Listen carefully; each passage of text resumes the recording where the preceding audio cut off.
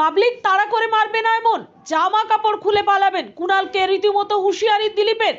এলাকায় বিজেপি লুটেরা গেলে ঘেরাও করে রাখুন, লুটেরা গেলে ঘেরাও করে রাখুন। তৃণমূলের রাজ্য নেতা কুণাল ঘোষের মন্তব্যকে হুঁশিয়ারি দিয়ে দিলীপ ঘোষ এমনই বক্তব্য তার।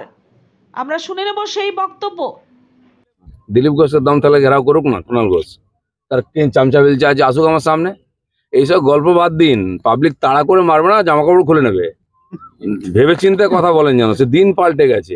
কেমন দৌড়া করাচ্ছিল, 2 মাস আটকে রেখেও শাহজাহানকে বাঁচাতে পারেননি। আবার এখানে ওখানে শাহজাহান ঘুরে বেড়াচ্ছে, খোঁজা হচ্ছে, হয় সিবিআইডি খুঁজবে নাহলে পাবলিক খুঁজবে।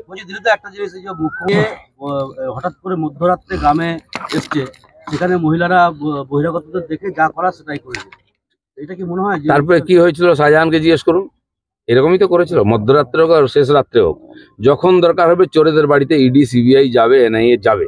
যারা রাষ্ট্রদ্রোহী, যারা দেশে বোম বন্দুক নিয়ে কারখানা করছে, বোম ফাটাচ্ছে, মানুষকে মারছে, বিদেশের সঙ্গে হাত মিলিয়েছে, তাদেরকে মাটির তলার থেকে বার করবে এই আমাদের কেন্দ্র সরকার। কেউ বাঁচবে না। যদি পুলওয়ামা হতে পারে, বালাকোট হতে পারে, এখানেও সেরকম তার চেয়েও বড় সার্জিক্যাল স্ট্রাইক হতে পারে।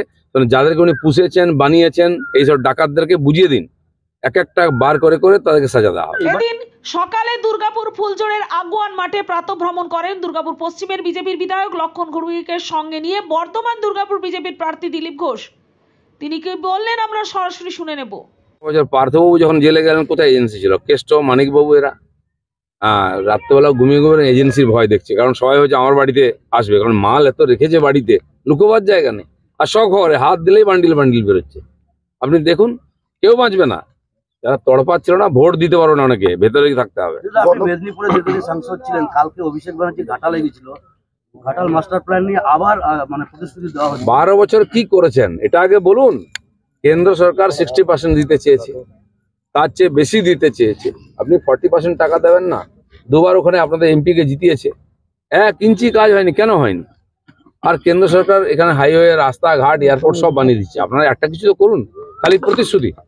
দেখা যাক ঘাটের লোক কি করেন এবারে। জিতেন্দ্র তিওয়ারিকে সামনে রেখে অমিত শাহকে টার্গেট করা হচ্ছে এই এনআইএ যে ইস্যুতে। গতকালকে যেটা বলা হচ্ছিল বারবার, দেখুন, ওইসব টার্গেট ফারেট করে টিএমসি বাঁচবে না। তারা যে অপরাধ করেছে, যে দুর্নীতি করেছে, সাধারণ মানুষ জেনে গেছে। ওই ছেঁদো যুক্তি দিয়ে এটা বানিয়ে দিয়ে, আরে পার্লামেন্ট মাসের পর মাস বন্ধ করেছেন ওনারা। কি প্যাগাসিয়াস হয়েছে, কি রাফালে কাটমানি হয়েছে, দেখা গেল তাদের সদস্যপদ চলে গেল। এরকমই হবে।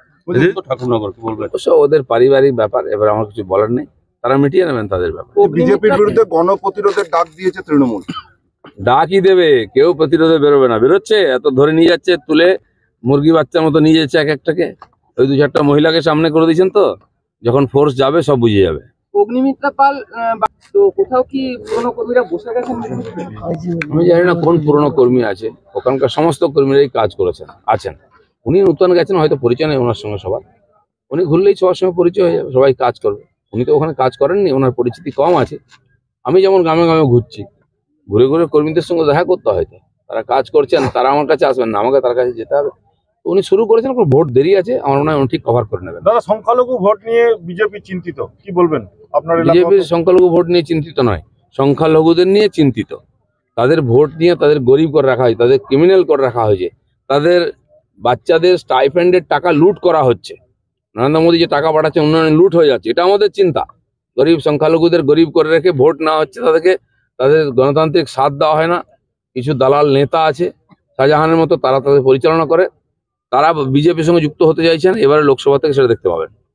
পশ্চিম বর্ধমান থেকে সনাতন গড়াই রিপোর্ট, নূতন ভোর।